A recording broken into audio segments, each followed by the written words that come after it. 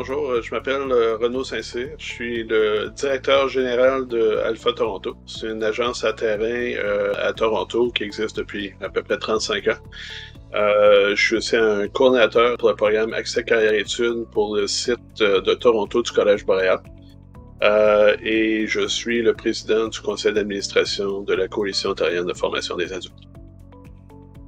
L'AFB, c'est l'alphabétisation en formation de base. Ce sont aussi les compétences essentielles nécessaires à l'emploi.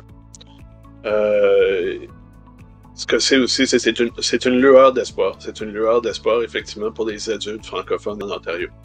Pourquoi? Parce que c'est certainement la façon de faire une réadaptation de la main-d'œuvre quand il y a une mise à pied, réadaptation de la main-d'œuvre même en dedans de l'emploi même, pour rester dans cet emploi ou peut-être monter en grade. C'est certainement une chance à tous les décrocheurs du secondaire qui ont décroché pour maintes et maintes raisons, d'avoir la chance de réintégrer l'éducation et peut-être un marché de l'emploi un peu plus intéressant pour atteindre ses objectifs réels. D'employabilité, d'arriver effectivement à ses rêves d'employabilité et peut-être possibilité d'avancer dans la vie. Ce qu'on apprend vraiment dans un programme comme le nôtre, c'est carrément rechercher et utiliser de l'information, communiquer des idées et de l'information, comprendre et utiliser des normes, utiliser la technologie numérique. Ça, c'est pour n'importe qui. Dans une ville comme Toronto, un gros de la population, c'est carrément des nouveaux arrivants. Première génération, deuxième génération de nouveaux arrivants qui viennent de pays, effectivement, de la francophonie internationale, particulièrement l'Afrique et l'Haïti. Alors, ça, effectivement, ça fait une clientèle assez diversifiée. Le financement des programmes d'Alpha est un financement complètement et entièrement inadéquat pour un service qui est trop important à la société en général. Et c'est très difficile d'assurer la relève de certains programmes. L'année dernière, je pense, en 2022, on avait dépassé la cible d'à peu près, je dirais à peu près 50-60%. Parce que l'attente, effectivement, de la communauté et des partenaires comme programme de services sociaux, c'est une réaction immédiate aux besoins. On ne peut pas créer une liste d'attente. La raison d'être, c'est d'assurer que le client se rende de point A à point B sans perturbation ou le moins de perturbation possible pour qu'il puisse se trouver un emploi. C'est la raison d'être de nos programmes. Et donc, on travaille avec la santé mentale, des programmes d'emploi, l'assistance sociale, à peu près n'importe quoi en besoin qui peut aider à appuyer le client ou la cliente, incluant les abris pour les femmes victimes de violences conjugales ou etc.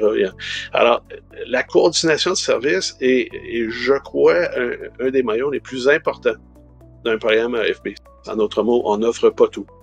On fait une orientation du client avant que le client ait même inscrit pour voir si on répond à son besoin. Et peut-être qu'il y a d'autres besoins qui sont plus importants ou peut-être qu'il devrait faire 2-3 choses en même temps. C'est carrément orienter la personne en premier, puis être capable de l'appuyer. D'une façon ou d'une autre, assurer qu'il n'y a pas de perturbation, et s'il y en a, on va être là pour eux. Et si nous, on ne peut pas aider, on va trouver les autres qui vont les aider. Et tout ça, c'est confidentiel, tout ça, c'est gratuit, puis tout ça, c'est notre mandat. Je devrais aussi dire, en fait, que à Toronto, comme exemple, je suis convaincu que c'est comme ça un peu partout dans la province, on a une bonne réputation avec l'assistance sociale. On est une grande ville, mais on a une très bonne réputation avec l'assistance sociale. Parce que 70% de nos clients quittent l'assistance sociale en permanence en dedans d'un an après qu'ils ont fini avec nous. Ça, c'est super important. Je suis aussi capable de faire des suivis. Je suis capable de démontrer où ces clients, ces ex-clients sont rendus 3 mois, 6 mois, 1 an plus tard. En fait, dans notre cas, on pourrait les suivre pendant 2 ans, 3 ans, ça serait pas un problème. Peut-être qu'ils sont venus quand il y en a pas, qu'il n'y avait rien. Et aucune expérience ou peu d'expérience scolaire ou autre. Et à la fin, se retrouve peut-être faire une voie rapide pour aller étudier comme adjoint juridique dans un collège, mais après ça, prendre ça pour faire un LSAT puis être accepté à l'Université d'Ottawa pour faire son droit.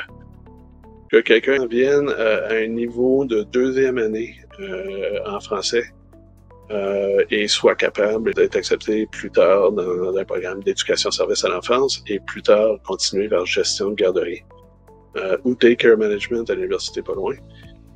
C'est ça qui est important. Ça, c'est un grand succès. Ça, c'est des succès individuels, puis ça, j'en connais une tonne. C'est pour ça qu'on œuvre dans ce qu'on œuvre. Quelqu'un qui est accepté dans un programme à l'emploi, et là où on n'a absolument pas évalué les besoins en compétences essentielles, est un peu une perte d'argent des contribuables. Pourquoi? Parce que, OK, peut-être que la personne va trouver ce qu'on appelle un McJob. Peut-être qu'ils vont se trouver des emplois à temps partiel à McDo, à Tim Hortons, à Walmart. Pas impossible. Ça sera jamais assez. Ça sera jamais assez. Et peut-être, effectivement, ils pourront même pas garder ces emplois-là. C'est pas vraiment des emplois super sérieux, dépendant d'où on habite en Ontario. Par contre, si on passe par les programmes AFB, puis on va vers d'autres étapes avant d'arriver à l'étape du programme à l'emploi qui essaie effectivement d'aider à trouver l'emploi même, avec les compétences, on a accès à un plus grand marché.